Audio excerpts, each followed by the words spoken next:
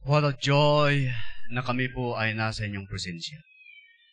And we're really enjoying ang aming pong pagpupuri. Salamat sa mga mensahe ng mga awitin.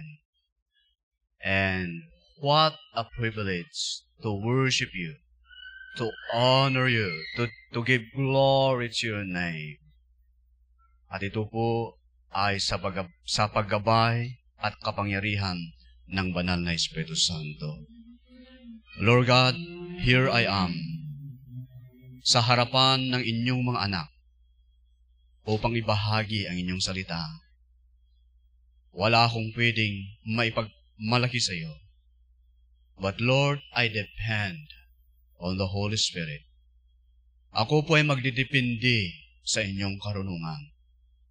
And Lord God, I pray na patuloy na kumilos ang banal na Espiritu Santo sa aming kalagitnaan habang kami po ay nakikinig sa inyong mga salita. In Jesus' name, Amen and Amen. Okay, kumusta po ang bawat sa atin? Alam ko na siyempre sa tulong, sa biyaya, at pagpapala, at gabay ng banal na Espiritu Santo, tayo pong lahat ay nasa mabuting kalagayan. Amen? Maaaring, siyempre, it's normal na meron tayong mga pinagdadaanan sa buhay. Yeah? Meron tayong mga iba't ibang iniisip. O minsan may mga iba't ibang gumugulo. O minsan tayo po ay nababalisa.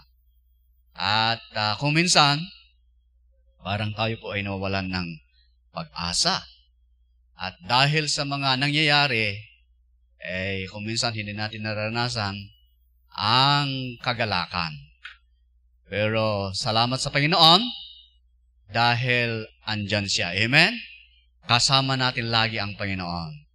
And ngayon po ay meron akong gustong maibahagi sa atin, and I hope na ito po ay makatulong sa atin bilang isang mananampalataya. Okay? Well, salamat sa mga taga-Batal. Ang dami nila eh. Asan yung mga taga-Batal? Pakitaas yung kamay. Okay. Saan yung taga-langit? Itaas ang kamay. Lahat-lahat. Yan. Tayo po'y taga-langit actually. Kaya nga ho, ang buhay natin dito sa mundong ibabaw ay pansamantala lamang. Pag sinabi nating pagsamantala lamang, ibig sabihin, meron tayong talagang permanent na patutunguhan. Yan. At ayan po ay sa kaharian ng Diyos. Okay? Alam po ninyo, siyempre, alam ko na ang ating pong mahal na Senior Pastor, si Pastor Bong, at saka si Doktora, they are so happy na nakikita na tayo na patuloy na naglilingkod sa Panginoon at binigyan natin halaga ang ating pong panambahan. Kasi ito pa isang napakahalaga sa buhay ng isang mananampalataya. Yung sama-sama na tayo po ay nagsasamba sa Diyos. Amen? Di ba? Sa akin, I'm so always excited na wow, Sunday, gusto kong pupunta sa simbahan at maglingkod sa Panginoon. Magpuri sa Panginoon upang makasama ko muli ang mga kapwa mananampalataya. Kasi ho, ang tingin ang description natin ngayon sa church, it's a family. O di ba kayo? Ako, pag halimbawa yung pamilya ko, halimbawa kakain kami ng dinner. Parang hindi kumpleto yung yung parang hindi masarap yung kainan pag dadalawa lang kayo. Halimbawa, tatatlo, nag-iisa ka, di ba? Kung minsan kailangan mong hintayin pa yung mga kasama mo sa bahay para kayo po ay sama-sama nakakain. And there is a fellowship. Meron pong pagsama-sama. At yan din ang nais ng Panginoon sa kanyang iglesia, sa kanyang church, sa kanyang mga anak. Na Sunday, wow, what a privilege. Isang pribilehiyo na tayo po ay sama-sama. Amen? Kaya, yan ang dapat nating maranasan. Kasi pag yan ang ating maranasan, wow, we are enjoying the presence of God. Ang presensya ng Panginoon. By the way, nung last Sunday, naibahagi ko sa inyo, patungkol mo sa isang mahalaga. Siyempre, mahalaga yung isa sa mga dahilan kung bakit siya namatay, para tayo po ay mapatawad, to redeem us, okay? Siya pong naging substitution, siya po yung naging atonement, at hindi lang po tayo napatawad, tayo po'y nilinis ng banal na dugo ng ating Panginoong Hesus, at maranasan natin ang kaligtasan. Okay? At hindi lang kaligtasan. Gusto rin ng Diyos na maranasan natin ang Kanyang presensya. Amen. Habang hinihintay natin ang Kanyang pagbabalik, habang ginagawa po natin ang mga ipinaggagawa ng Diyos sa atin, at habang hinihintay natin ang Kanyang pagbabalik, kailangan natin maranasan ang Kanyang kadakilaang presensya. Amen. Yan. At ang kagandahan nito, mga kapatid, mga kapwa mananampalataya, itong presensya ng Panginoon ay available. Nabanggit ni Erion kanina. That's right, available. Kung titingnan natin doon sa text natin yung last Sunday, nung nalagutan ng hininga, ibig sabihin, namatay na siya. Nung naipako pa sa cross, may hininga pa yon. Pero nung nalagutan siya ng hininga ng ating Panginoong Hesus, nung siya po'y naipako sa cross, wow, ang nangyari doon sa kurtina, doon sa templo, na-explain ko sa inyo nung last Sunday, halimbawa, ito yung templo, ito. Tingnan natin, no? Ito yung templo. Itong templo na ito, meron pong nahatian sa dalawa. Diyan sa banda dyan, yan yung holy place, tawag nila.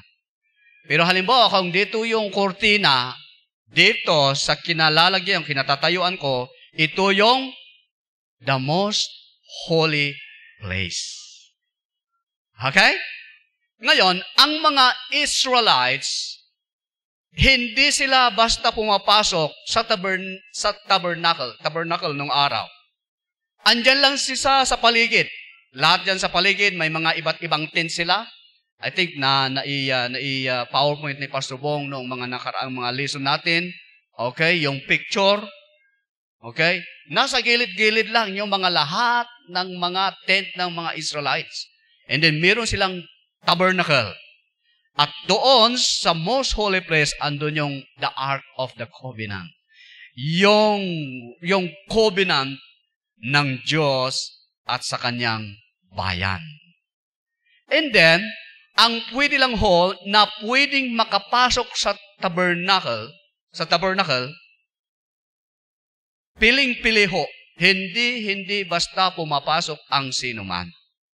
Dahil ho, pag pumasok po sila na hindi sila ang inutos ng Diyos na papasok sa tabernacle, diyan lang sa harapan, mamatay na sila. Hindi ho pwede. So, ang pwede lang pumasok sa tabernacle, si Moses, siyempre yung mga leader na that God appointed, and then yung mga high priest. At hindi basta high priest. Kailangan dumaan siya sa proseso para makapasok sa tabernacle. At doon sa loob ng tabernacle, doon pwede nilang makadaong palad ang Diyos. At ang Diyos, sasabihin kay Moses o kaya yung high priest, ang gusto ng Diyos na ipahatig o kaya sasabihin ng Diyos ang gusto niyang gagawin ng kanyang bayan. Okay? Pero, kahit high priest siya, okay? Kahit leader si Moses, kailangan dadaan sila sa mga seremony. Ano yung mga seremonya na kailangang pagdadaanan? Unang-una, bago sila papasok, kailangan nilang maghugas ng kamay at paa. Yan. Kailangan silang maghugas ng paa at saka kamay. Okay, na ang ibig sabihin nun, para sila po ay maging malinis. Kasi hindi sila pwedeng haharap sa Diyos kung sila po ay hindi banal. Pagpasok lang nila sa pintuan, patay na sila. Hindi ho pwede. Because yung loob ng tabernacle, full of God's presence, full of God's glory. At hindi pwedeng makaspasok ang sinuman kung hindi mo na siya maging banal. Okay, naintindihan natin. So, ang daming seremony na dapat gawin. O nabanggit ni Aaron kanina, ang daming mga sacrifice. At hindi ka basta nagsasakripisyo kung ano-anong klaseng animal. Kailangan very specific. Kasi ang Diyos, very specific kung ano ang dapat mong ihandog, isakripisyo. O kailangan walang kapintasan. Kailangan perfect siya. Kailangan malinis. Ang dami ho na mga ceremony, pagsasakripisyo, bago makapasok si Moses at ang high priest upang makadaong palad nila. Pagpasok nila doon, because full of God's glory and full of God's presence, grabe, maranasan nila yung kadakilaan ng Panginoon. Okay? Kaya nga ho, bago sila papasok doon, may dalawang klase ng sakripisyo. Actually, there are a lot of sacrifices, mga handog na pwede lang gawin. Pero bago sila papasok, meron silang paghahandog muna, na ang paghahandog na yun ay para mapatawad ang kanilang kasalanan. Kahit si Moses ay tinawag ng Diyos, hindi ibig sabihin na siya po ay perfect. Okay? Hindi pa siya banal. Ang mga high priest, like for example si Aaron, hindi ibig sabihin dahil siya po ay tinawag ng Panginoon na maging pare, hindi siya perfect. Kaya nga ho, bago po sila papasok doon sa tabernacle, ano ang ginagawa muna nila Moses at saka si Aaron? Kailangan nilang maghandog ng isang sakripisyo na ang handog na yon upang sila po ay mapatawad. Yan. Kailangan maging banal sila, kailangan maging malinis sila bago sila makapasok doon. Okay, naintindihan natin? Ganon yung ginagawa sa Old Testament at kiniri yan hanggang sa New Testament. Kaya nga sa templo sa Jerusalem, ganon pa rin ang ginagawa. At noong araw, ang Diyos, hindi siya nakikipag-usap kung sino man. Piling-pili. Si Moses lang, yung mga leader, at yung mga high priest. Okay. Ngayon, nung siya po ay namatay sa cross, nung namatay siya sa cross, okay, nung nalagutan siya ng hininga, patay na siya. Ano po yung nangyari sa templo sa Jerusalem? Nahati ang curtain. Doon sa templo na naghihiwalay ng halimbawa dyan, at saka dito, nahati po siya. Yan, nahati. Ano ho ang ibig sabihin nun? Ibig sabihin ho, ganito yan. Nung nahati ang templo sa Jerusalem, ibig sabihin, nung araw, di ba, piling-pili, hindi ka basta-basta makapasok sa holy place at saka the most holy place. Hindi basta-basta. Nung nahati siya, ibig sabihin, tayo ngayon ay binigyan ng Diyos ng kalayaan upang makapasok sa Kanyang presensya. Amen! So, ibig sabihin, ang mga tao lamang po na kumilala sa ating Panginoong Hesus, naniwala sa ating Panginoong Hesus, nagtiwala sa Kanya, tinanggap ang Panginoong Hesus bilang Panginoon at tagapagligtas, at siya ngayon ay sumusunod sa Kanya, sila lang ho ang meron pong karapatan na pumasok sa presensya ng Diyos. Amen? So, ibig sabihin, lahat ng tao ay mabibigyan ng pagkakataon. Hindi lang mga pari lang ang pwede nang makapasok. Kahit ordinaryong tao yan, basta tinanggap niya ang Panginoong Hesus sa kanyang buhay, siya po ay may kalayaan to enter in God's presence. Amen? Okay, ngayon, batas ng Diyos na ang mga high priest lamang ang pwedeng makapasok sa most holy place, that God's law. Ngayon, paano ako na isang ordinaryo, hindi naman ako pare. Hindi naman ako pinakamataas. Wala akong karapatan kung ganon. Kasi batas nga ng Diyos. Di ba? Logic. Hindi pwede. Ganun po yan. Ganito po yan. Nung tinanggap mo ang Panginoong Hesus sa inyong buhay, Jesus Christ is the high priest. Pari ang ating Panginoong Hesus. Siya ho yung tagapamagitan ng tao at ang Diyos. Ngayon ho, nabanggit rin kanina, siya yung perfect na sakripisyo na naisacrifice once and for all.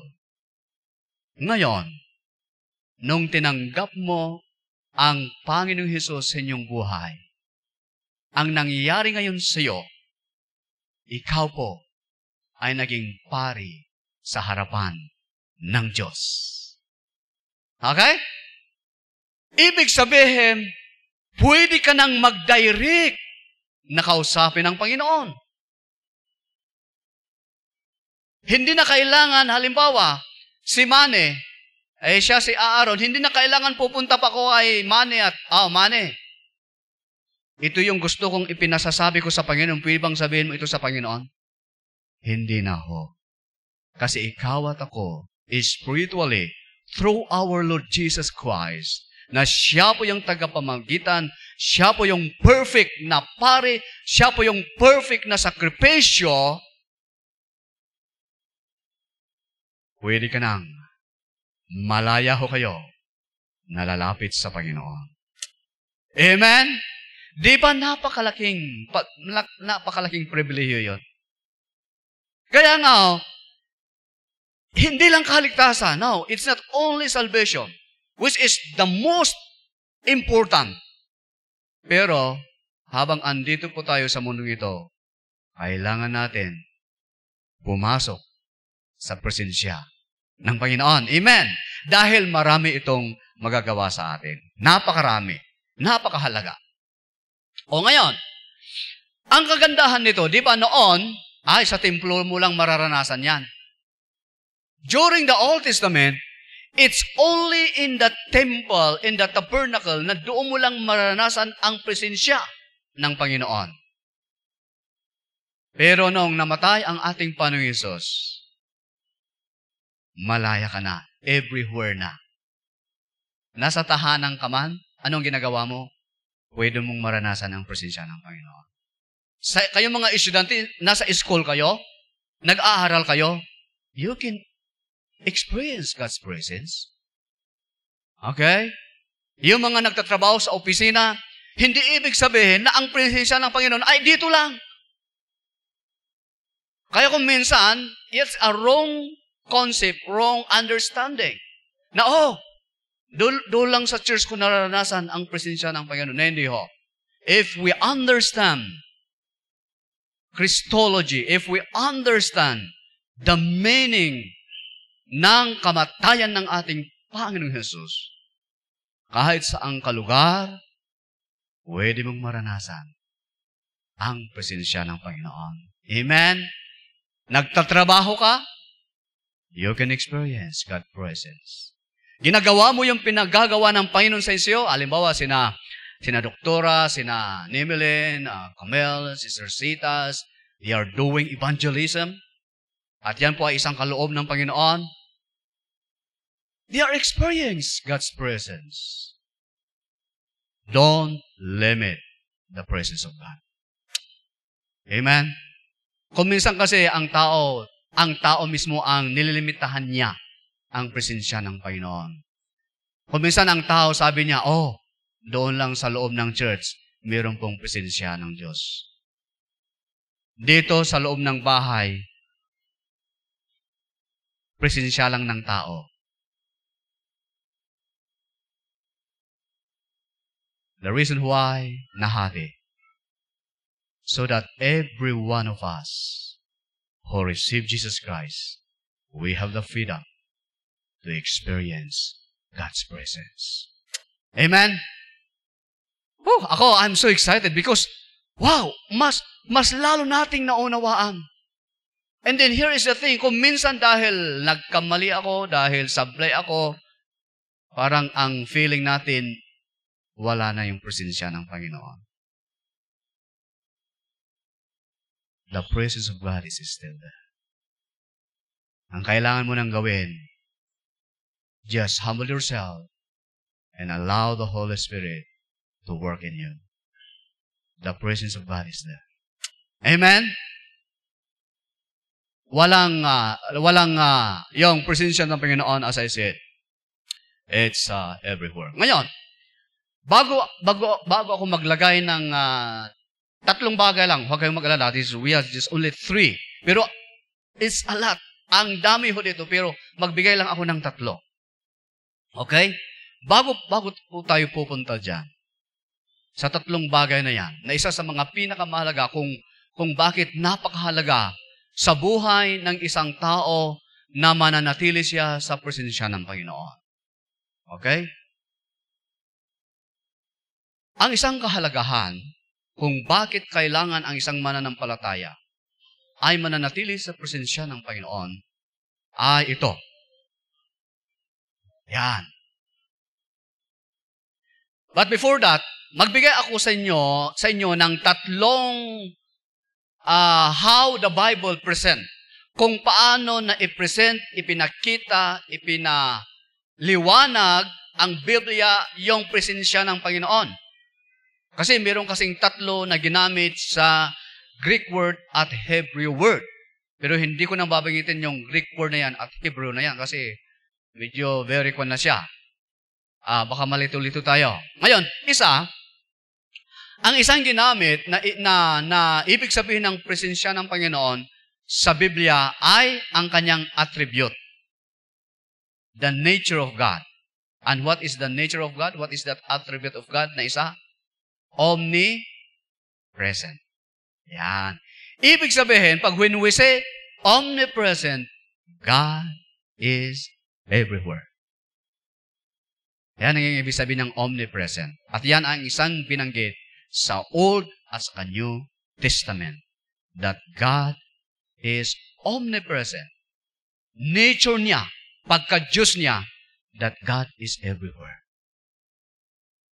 Yan. Kasi walang ibang pinakamalaki kundi ang Panginoon. Kahit pagsamasamahin ang napakalaking universe, galaxies, stars, kahit pagsamasamahin yan, maliit pa rin yan. Because God is everywhere. Yan ang isa. Pangalawa na ginamit sa Bible, when we say God's presence, ay ito. Ito yung gusto ng Diyos. Kanina kasi general, it's a general. General meaning of the presence of God. That is, God is omnipresent. Pangalawa yan. Yung pangalawa na meaning ng presensya ng Panginoon, ito ngayon yung individual. It is individually na ikaw at ako, maranasan natin na kasama natin ang Diyos.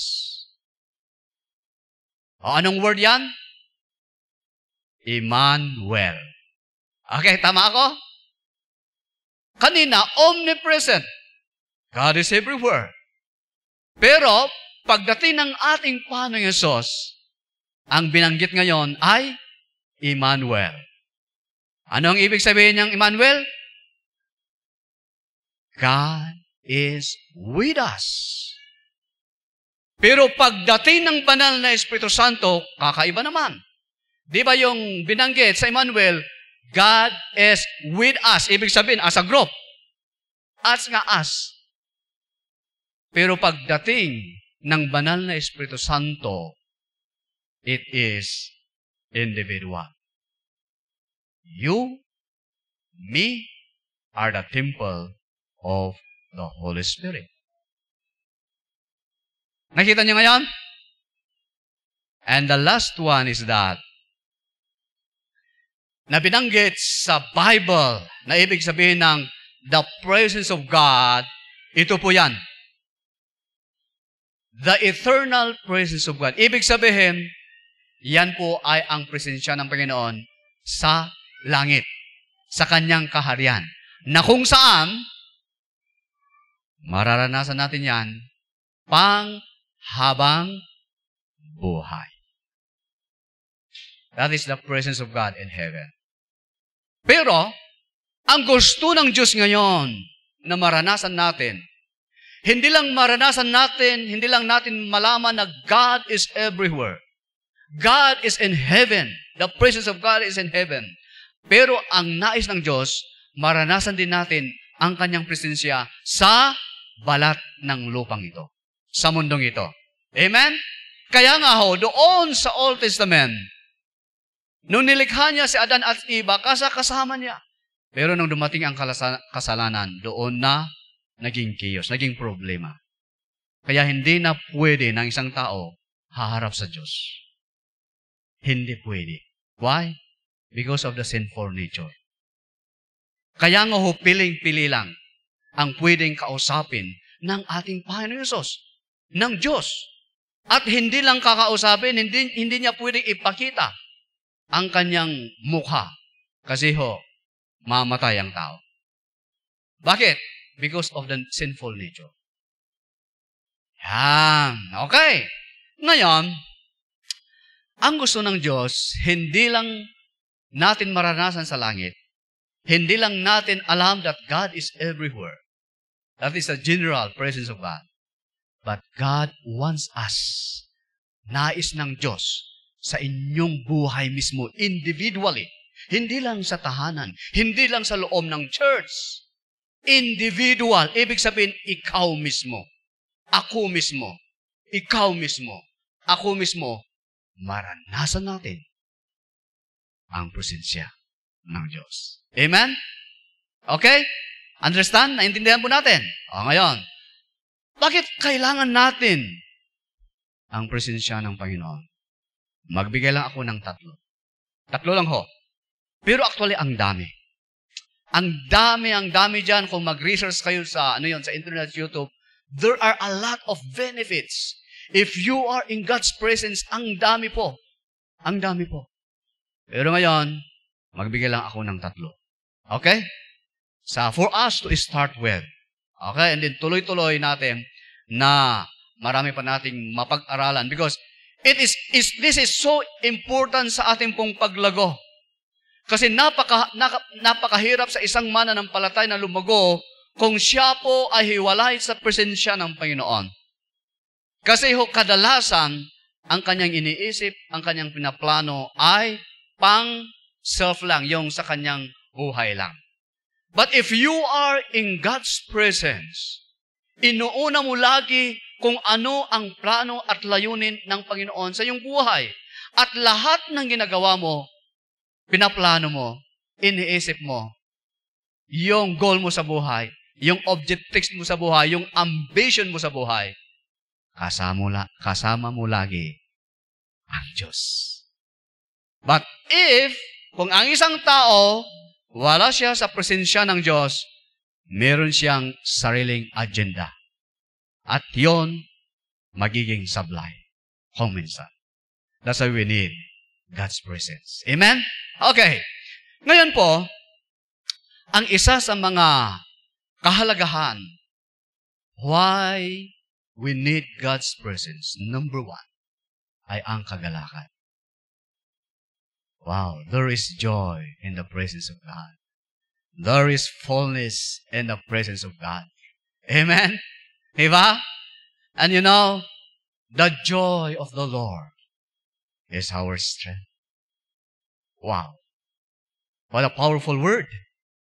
Alam po ninyo, yung joy ng Panginoon, ang ating kalakasan. And maranasan natin yan when we are in God's presence. You will experience kung minsan an unspeakable joy. Kung minsan itong joy na ito, hindi nakikita sa labas. Kung minsan wala sa outward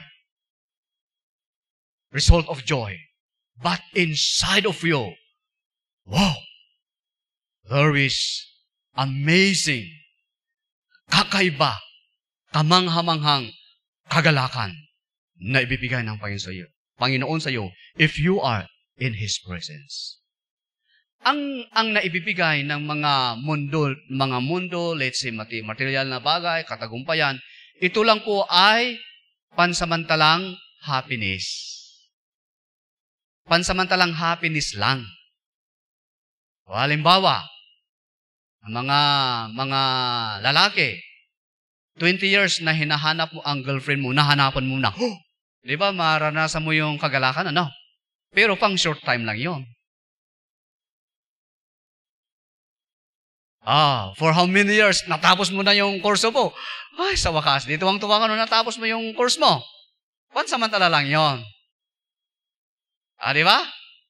Halimbawa, nakapasa ka ng board exam. Wow, grabe. Di ba, ang saya-saya mo, ano? Pero pansamantala lamang yon. So there are, of course, mayroon pong maibibigay sa atin ng bagay-bagay sa mundong ito. But, ang sinasabi ko dito, the joy na ibibigay ng Panginoon sa iyong puso at sa inyong buhay when you are in God's presence. Meron ba tayong verse yan? Meron yata eh. Yan. Basahin natin. 1, 2, 3, go! Ituturo mo ang landas na patungo sa buhay. Sa piling mo'y madarama ang lubos na kagalakan. Ang tulong mo'y nagdudulot ng ligayang walang hanggan. Wow! Yan po ang isang bunga. Yan po ang isang kahalagahan kung bakit natin kailangan manatili sa presensya ng Panginoon. Dahil we absolutely, 100%, we will experience the joy of the Lord. At because of that joy, tayo po ay laging lumalakas, tumatapang sa ating paglilingkod sa Kanya. Amen? Glory to God. Yan, ligayang walang hanggan. Ligayang walang hanggan. It's a joy, eternal joy na maranasan. Ganito kasi yan. Kung bakit ito ay napakahalaga sa ating paglago bilang isang mananampalataya. Kasi pag we are in God's presence, ito pa ay makakatulong sa ating paglago bilang isang mananampalataya. Kaya nga kung halimbawa we are in God's presence, marami tayong mga malalaman patungkol sa Diyos, yung mababasa na mga salita ng Diyos, at kung minsan may mga salita ng Diyos na talalagay, it's offend us. Nasasaktan po tayo. Ako rin. Nung bata-bata pa ako sa pananampalataya, galit na galit ako sa pastor. Kasi parang ako yung tinatamaan. Pero nung ako'y nagmamature, hindi pala si pastor ang nagsasabi nun. Ang Diyos pala. Ang Diyos pala. Yan. And then, nung I learned to recognize the presence of God, wow, I enjoy. Kahit yung mga salita ng Diyos ay medyo mabigat, I enjoy it. Why? Because I am in the presence of God. naintindihan ko. At bakit ginagawa ng Diyos sa akin ito? Dahil mahal na mahal niya ako. At ayaw niya na ako po ay mapahamak. Mga magulang, dahil mahal na mahal ninyo ang inyong mga anak, gagawin niyo ang lahat ng pwede niyong gawin para maging mabuti at maging maganda ang kanyang kinabukasan. Hindi ho ba? Kailangan paluin. Pero yung mga guro, bawal magpalo. Magulang pwede. Yung mga anak ko, marami silang karanasan sa akin na pagpapalo. Dahil mahal na mahal ko sila. Gusto ko na may tuwid, gusto ko na maganda ang kanilang kinabukasan. You know, that is if you are in the presence of God, di ba? Kung tayo po ay nasa presensya ng Panginoon, it's help us para tayo po ay patuloy na lumago. Meron pong isang, I really admire this kind of joy na naranasan ng isang missionary sa China. Noong araw, yung missionary sa China, hindi basta-basta nakapakahirap. Matindi ho ang persecution. Actually, hanggang ngayon. Kaya nga dyan nagkaroon ng tinatawag na underground church. Kasi ho sa sobrang persecution. Mayroong isang missionary, hindi ko lang ma-recall ang kanyang pangalan. Nag-missionary sa China during 1970s. And sa matinding persecution, grabe, talagang pinipersecute sila. Dahil sa kanilang pagbabahagi sa magandang balita. Okay, ito, napo-persecute sila dahil sa kanilang pananampalataya at pagbabahagi. Iba naman yung napo-persecute dahil sa hindi tama na ginagawa ng isang tao. Pero ito, dahil sa kanilang pagmamahal, pagbabahagi sa Diyos. Alam mo yun, ito yung kanyang nabanggit niya sa kanyang testimony, which is really, ang tawag doon, pumukaw sa aking pansin. Kasi, kakaiba eh. Ako, kung nag-iisip lang ako na isang tao, hindi ko marunok. Ano ba yun? Hindi ko kayang isipin. Ito yung sabi niya. Yung mga officers na mga sundalo ng mga Chinese, kasi sila yung nabigyan ng authority upang hanapin ang mga born-again Christian na yan na nagtuturo ng salita ng Diyos at i-persecute. Ganito yung kanyang sinabi. The officers, they enjoying beating us. Ano yan? Tuwang-tuwa sila, nagagalak sila na pinipursute kami. Pinapahirapan kami. Okay, they are enjoying it. Sabi naman niya, we are also enjoying sharing the gospel, the message of salvation. You see, both, they are enjoying. Nakita niyo? Nagagalak sila na pinaparusahan. Dahil sa kanilang paglilingkod. Ito namang mga missionaries, they are also enjoying sharing the good news. And you know why?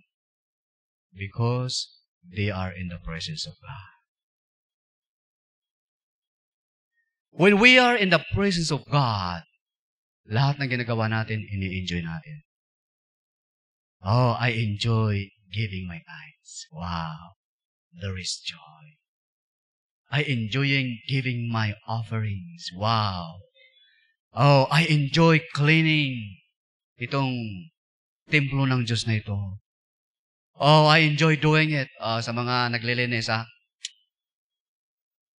you are in God's presence. May kamamangha. Oh, I enjoy doing this. Yung mga nasa sound system, you enjoy doing that. Wow, you are in God's presence. Oh, I enjoy yung pag-aalaga sa mga bata, yung mga andun sa kids church. They are enjoying doing pag-aalaga, pagtuturo sa mga bata. Wow! They are in God's presence. Oh, you are enjoying worshiping. Alam mo kanina, I'm really enjoy. One strategy is one technique to enjoy God's presence. Learn, kundi maging intentional, makinig ka ng mga awitin makalangit. You will see you enjoy God's presence. But make sure kasi may mga awit na hindi siya theologically sound. Ibig sabihin, nasa gitna siya. Ibig sabihin, may mga ginamit na mga worldly, ginamit din ng mga spiritual word, but combination ng worldly word. So, be careful. When you listen to music, make it sure na tama. Okay? Ngayon, si Erion. Asan si Erion? Yan si Erion. Kung may mga gusto nyo makinig ng mga awiting makalangit, dahil nakakatulong sa atin so that we will enjoy the presence of God. Yan, tawagan nyo si Erion, magbibigay sa inyo ng mga, magda-download sa mga cellphone ninyo, yung mga awitin na kailangan siyang tama po ang kanyang meaning at tama ang kanyang mensahe. Kasi ang daming mga awitin ngayon na medyo na siya. Kung pinakikinggan, ako na nakikinig, alam ko kaagad, medyo problema ito. Okay? Kaya mga musician din natin, I salute you guys, dahil lahat ng pinapaawit nyo dito, when I'm listening, wow, I enjoy it. Amen? Ayos? Yan.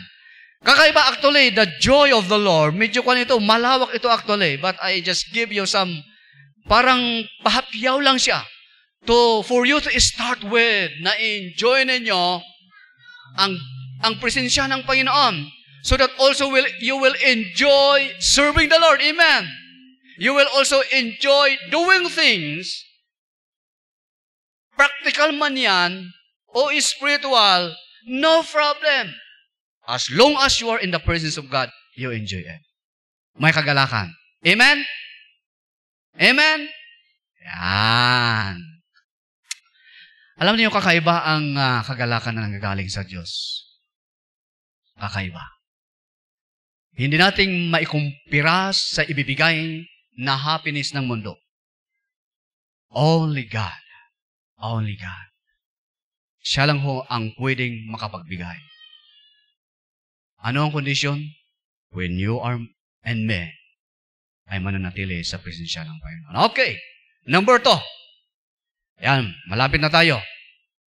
Second to the last. May kapayapaan. Wow! Likas sa tao na maraming alalahanin sa buhay. Likas yan. That is our nature. Ano kaya mangyayari? Ano kaya? Paano kaya ito? At kung minsan, dahil sa mundo na magulo, gulong-gulo din ang isipan ng tao. Nakikinig ako minsan sa si Mrs. kasi nagre-review. Pinakikinggan ko yung isang speaker, guidance counselor. At isa sa kanyang presentation ay ang mga teenager, pagdating sa teenager, mahirap nilang maintindihan ang kanilang identity. Hindi sila sigurado, lalaki ba ako o babae? Kadalasan ganun sa teenager. Ano ba yung feeling ko? Parang nagugwapuhan naman ako sa kanya. Lalaki siya. Di ba? Ganun eh. Yung babae naman, parang napakaganda itong classmate ko na ito. So medyo doon sa feeling nila, hindi nila may kaguluhan. Gulong-gulo. At kung yun ay hindi mabigyan ng pansin, yan na. Kaya yan na-develop ang LGB. Ano yan? Merong kanyan.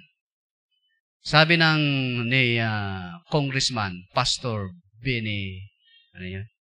Nakalimutan yung apelyido niya. Sabi niya, we respect LGBT. We respect them. We understand their idea, their feeling. But don't force me to believe LGBT. Because there is only two na create ng Panginoon. Male and a female. Lalaki, babae. But we respect them. We understand them. We love them. But don't force me to believe na maniwala daw sa ganon. Okay? Ayos. Now, kapayapaan. Kung ang isang teenager ay gulong-gulo sa kanyang identity, kung yan po ay nasa presensya ng Panginoon, ma-identify niya kaagad kung sino siya. Amen? Yeah.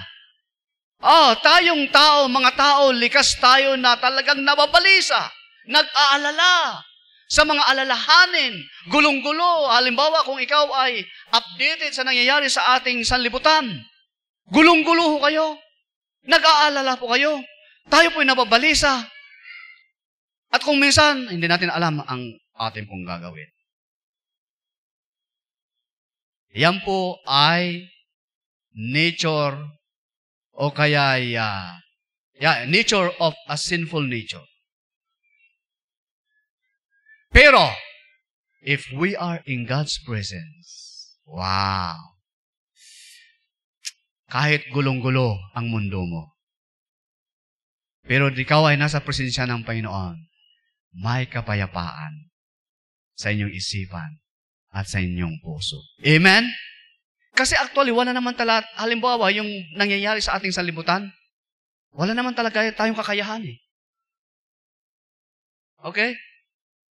But if you know that you are in God's presence, ang nais ng Diyos, andon sa isipan at puso mo, ang kapayapaan. At ang kapayapaan na ito ay hindi kayang ibigay sa inyo ng mundo. Hindi kayang ibigay sa inyo kung sino man. Ang pwede lang ho makapagbibigay sa atin ng totoo at genuine na kapayapaan ay walang iba kundi ang ating Panginoong Hesus. Amen? Kaya nga ho, may mga versikulo si Isaiah at saka si Apostol Pablo. Yeah, you will keep in perfect peace those whose minds are steadfast because they trust in you. Trust in the Lord forever. For the Lord Himself, is the rock eternal. Perfect peace. Wow. Alam mo ninyo, kung kayo po ay nasa presensya ng Panginoon, you will experience the peace of God. Amen? Gusto ba ninyo yung, ano yun, yung peace na yan? Katahimikan? Kapayapaan? Gusto ba ninyo ma-enjoy yan? Gusto ba ninyo maranasan yan? Stay in God's presence. Last but not the least, at tayo na po ay magtatapos. Ayun, yun. Sige nga, pakibasa nga natin yung mga scriptures muna. Kasi makakatulong ito. Okay, basahin natin. Ako, ikaw, tayong lahat na nababalisa, nag-aalala, ano ang sinasabi ng Bible sa atin? Huwag kayong mabalisa tungkol sa anumang bagay. Anong bagay yan? Ang dami. Tungkol sa kakainin, tungkol sa isusuot, tungkol sa kinabukasan ng mga anak, tungkol sa kung ano-ano. Ang dami. Pero ano ang dapat natin gawin? Sa halip, hingin ninyo sa Diyos ang lahat ng inyong kailangan sa pamagitan ng panalangin may pasasalamat. Kaya nga ho, nung nahati ang tabing doon sa templo, ikaw ngayon ay personal na makakalapit sa Diyos at pwede mo siyang kausapin.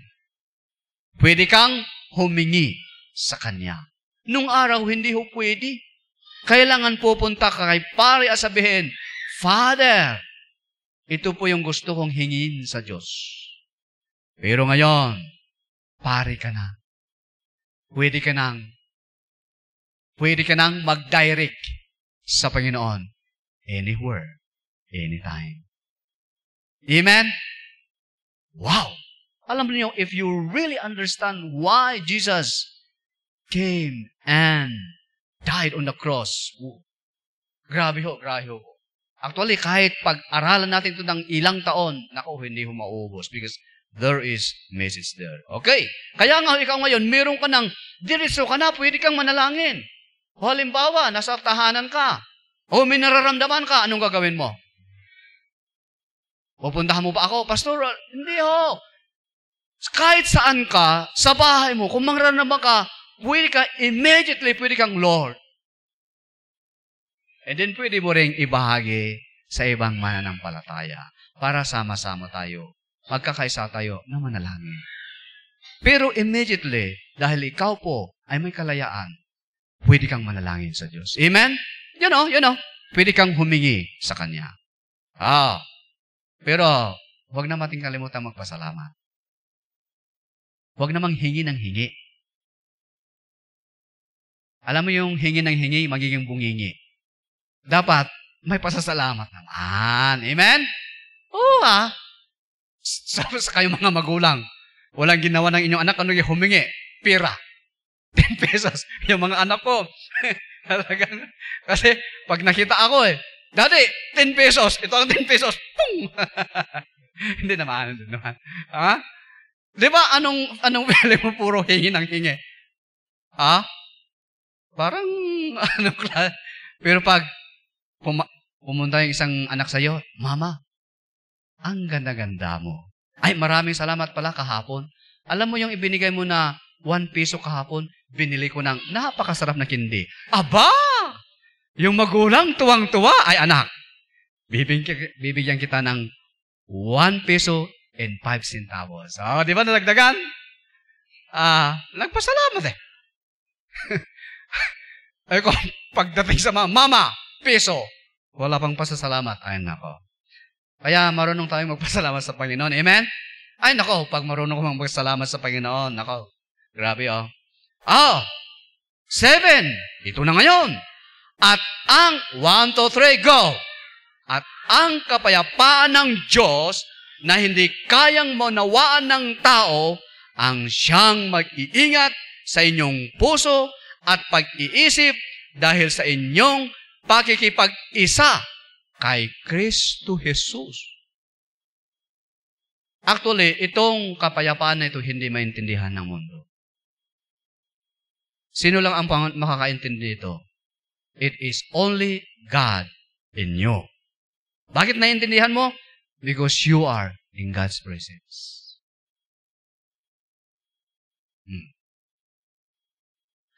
Napakalaki yan, tulong sa atin. Okay, last but not the least, pag-asa. Alam mo ninyo, if you are in God's presence, there is always hope. May mga bagay na parang imposibleng mangyari. But if you are in God's presence, magkakaroon ka ng pananampalataya na ikaw ay maniniwala, walang imposible sa Diyos. You know, faith is so powerful. Pero yung faith na ito, kung hindi tayo, wala tayo sa presensya ng Panginoon, yung faith na yan, kahit napakalaki, powerless. But if you are in God's presence, wow! Kung ikaw po ay nasa presensya ng Panginoon, kahit ang inyong pananampalataya lang po ay kasing liit ng mustasa, alam mo mustasa, yung butil ng mustasa, ang liit, kahit ganun kaliit yung pananampalataya. But if you are in God's presence, meron pong milagro na mangyayari. Amen? Yeah, there is miracles. There will be a signs and wonders that you are going to experience if you are in God's presence. Kasi siyempre ang tao may hangganan ang ating kaalaman. May hangganan ang ating kakayahan. Pero ang Diyos, wala. Walang imposible sa Diyos. There is always hope. Amen? Kuminsan may mga tao na parang ayaw magbago ito. Habang buhay yan, may pag-asa. Amen? Oh, itong anak ko nito, parang hindi, sobrang wan. Hindi niya ako sinusunod. But if you are in God's presence, yung anak kong ito, nabarungbado dahil may buhay siya.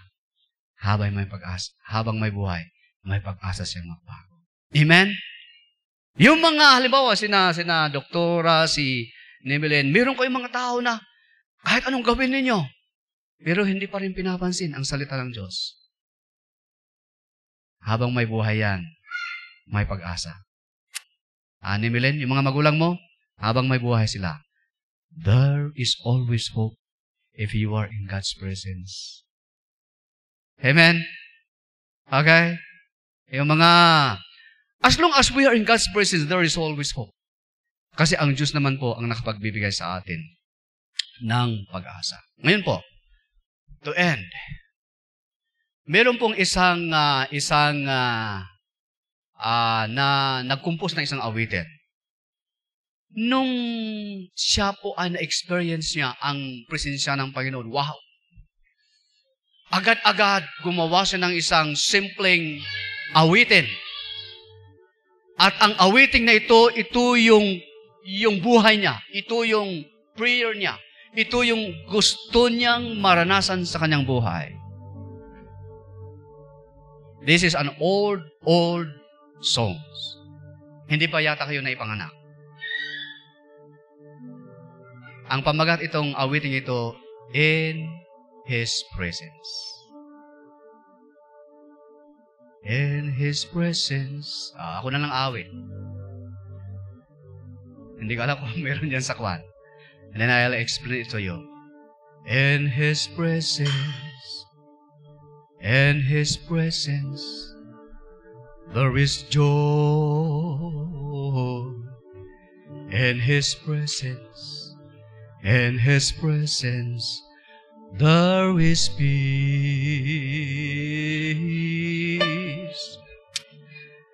I will linger, I will stay in His presence.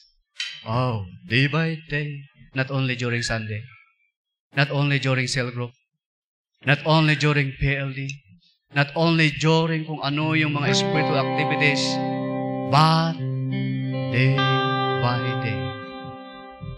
Time after time, every seconds, we will stay in God's presence. Till your likeness may be seen in me. Ibig sabihin, sabi nitong till His likeness may be seen in me. Ang nais niya, gusto kong manatili. Hindi lang mananatili, gusto kong yakapin. The word linger is, I want to embrace. I want to stay. Gusto kong yakapin ang inyong presensya. Hanggang, sabi niya, hanggang the glory, the image, the mind, the heart, the character of our Lord Jesus Christ ay makita sa akin. In His presence, in His presence, there is joy. Kahit mula tayo tumayo. In His presence, yes, hallelujah. Habang inaawit natin ito, I encourage every one of us, just open your heart and your mind at sabihin mo sa banal na Espiritu Santo, Lord, I want to experience your presence. Hindi lang ngayon, paglabas mo nito, Pagdating mo kung saan ka pupunta, sa tahanan, sa trabaho, sa mall, sa palengke, the presence of God is unlimited.